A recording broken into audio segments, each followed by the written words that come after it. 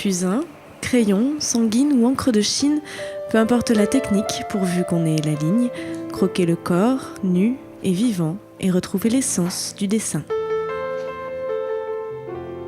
C'est un petit peu la base parce que après, si on veut dessiner des personnages, il y a des questions de proportions qui sont vachement importantes à connaître.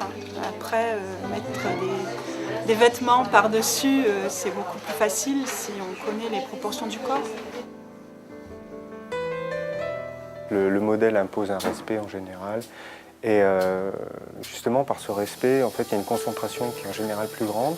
Il y a aussi un intérêt, en fait, les gens, ça joue beaucoup sur la frustration. On sait qu'on a des temps très limités. Du coup, on ne veut pas rater, donc on fait pause après pause, sans respirer. C'est pour ça aussi qu'il y a une fatigue qui est générée par les séances de modèles vivants, quoi. 6 heures durant, l'atelier se transforme en bulle feutrée, un espace où tout est question de regard, celui des stagiaires sur le modèle et celui de Fabrice sur ce qui naît de cette rencontre.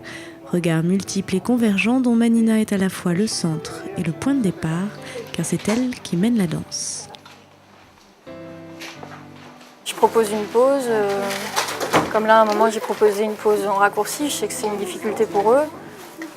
C'est mon libre arbitre en fait de leur proposer soit des choses faciles, soit des choses un peu pour les titiller. Ils sont en stage, j'aime bien titiller.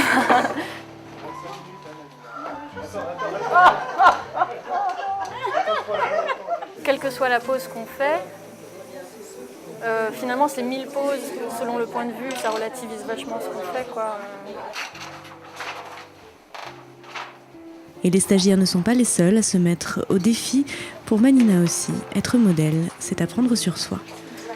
Moi, je crois que ce qui fait que je continue et que j'aime ça, c'est tout le travail que je fais pendant que je pose, qui est complètement très très personnel, de connaissance de mon corps, de souplesse, de défis que je me pose à tenir.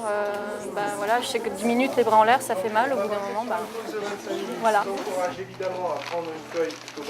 Pas d'exposition au Louvre prévue en fin de semaine pour la quinzaine de stagiaires de l'école Subcréa, mais de quoi pousser plus loin leur exploration du dessin.